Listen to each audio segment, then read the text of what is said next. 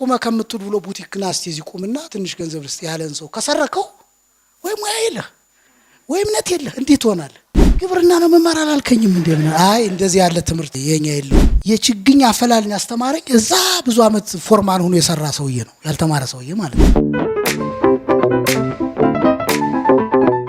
መልካም ሰብእናና ጥሩ ባለሙያ ለማፍራት ትምህርታችን ሳንካ ከሆነ እንዴት ያለ ትምህርት ያስፈልጋታል ብለህ ታምናለህ? በጣም ትችት ስለበዛ አብዝቼ እንዳልተች ፈልጌ ነው እንጂ የኛ ሀገር ትምህርት መልካም ስብዕና ማያረግም ጥሩ ባለሙያ ማያረግም፣ ሁለቱም የሌለው እንዳለመታደሉ ነው ማለት ነው።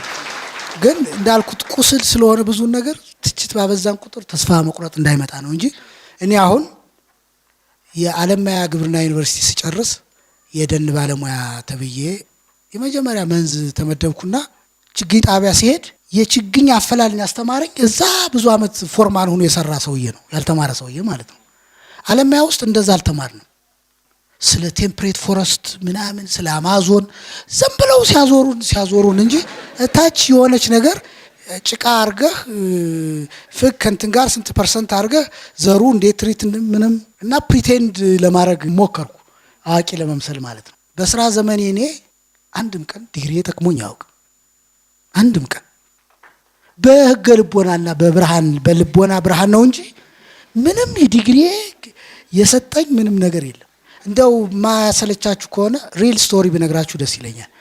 ያስተማረኝ አባቴ ወንድም ነውና ዓለማያ ግብርና ደረሰኝ አልኩት። እሱ 7ኛ ክፍል የመታሰቢያነቱ ብርሃን ዋስ የሚለውና እኛን ለማሳደግ ከ7ኛ ክፍል አቋርጦ ነው ሄደው ገጠር የገባውና ብዙ ሰፊ እርሻ መሬት ነበርና ምን አለኝ፣ ግብርና እኮ ዓለማያ ደረሰኝ፣ ዓለማያ ግብርና ዩኒቨርሲቲ ነበር የሚባል ስለው፣ አይ ዓለማየሁ ግብርናው ማን ያለውበት አይደል ሌላ ብትማር ነበር እንጂ የሚሻል ምናምን አለኝ። ኦፍ ኮርስ በምርጫ አይደለም እና ምን አልኩት፣ ያንተ ግብርና እኮ ኋላ ቀር ነው፣ እኔ አሁን የምማረው በጣም የዘመነ ነው ምናምን ምናምን ብየው ሄድኩ።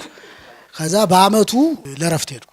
ሲሄድ ሰፊ የጤፍ እርሻ ነበረንና አሁን ከስንት ጊዜ በኋላ ነው ምክንያቱ የገባኝ። ተዘራ አልበቅላለ እኔ ነበር የምጠበቀው ምክንያቱ እንዳብራራ ማለት ስለተማርኩ ማለት ነው። እና ተመልሼ ሄድኩኝ፣ ምንም ነገር የለም። በቃ ተንደርድሮ እንደገባው ነው ማሳየር ነው አልበቅላለ እኮ ነው እና የሆነ ሰው አሳዩዋ ታዲያ ምናምን አልኩኝ። እንዴ ግብርና ነው መማር አላልከኝም እንዴ? አይ እንደዚህ ያለ ትምህርት የኛ የለውም። እውነትም ሶፎሞር ምናምን የጂኦግራፊ በቃ የሆነ እንትን ፊሎሶፊ አንጎል የሚያረግ የካንት ምናምን ነው ሲያስተምሩን የከረሙ በቃ አንጎል። ከዛ በኋላ ግን አንድ ሰውዬ አካባቢ ተጠራና ማስታውሰው ከብት ይምጣና ይጠቅጥቀዋል። ለካ የሆነው ምንድነው ወተር ሎግድ አድርጎታል። ኦክሲጅን የለም አፈር ውስጥ። ከብቶቹ ሲጠቃጥቁት ካፒላሪው ተከፈተ እና በቀለ።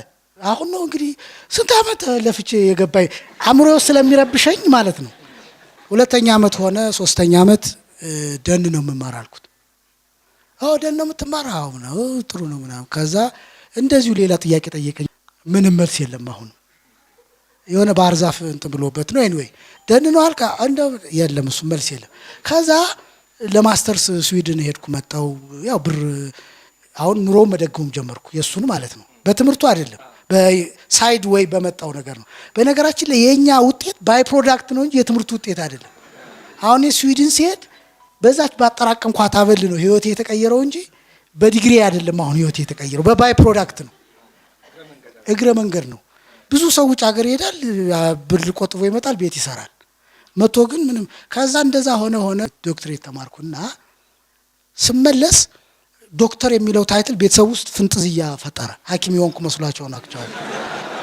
አንድ አጎቴ መጣ፣ ሽማግሌ ነው። በቃ ቁጭ አለ ጎኔና በቃ ህመሙን ይነግረኝ። እንደዚሁ ይገርማል ዓለማየሁ እንኳን አንተ እንትን አልክልኝ እንጂ። በነገራችን ላይ የሚቀጥለው ሰበዝ ላይ የሚጻፈው ነው የምነግራችሁ። እንደው አንተ እንደው ምናምን እንደዚህ እንደው እንኳን አንተ እስከ ዛሬ ድረስ እንደው የማይረባ ትምህርት እያለ አሁን ነው ትምህርቷን የተማርካት ምናምን አለ። ከዛ ወንድሜ ለካ ሲያር ኑሯል። አይወይ ዓለማየሁ እኮ ሰው የሚያክም አይነት ዶክተር አይደለም፣ ዝም ብለህ መታከሚያ ጠይቀው ምናምን አለ። እና አየ ያዳበረው ነገር ወንድሜ እኔ ውስጥ ገንዘብ ነው መታከሚያ ነው እንጂ እውቀት እንደሌለኝ ሰው ገምቷል።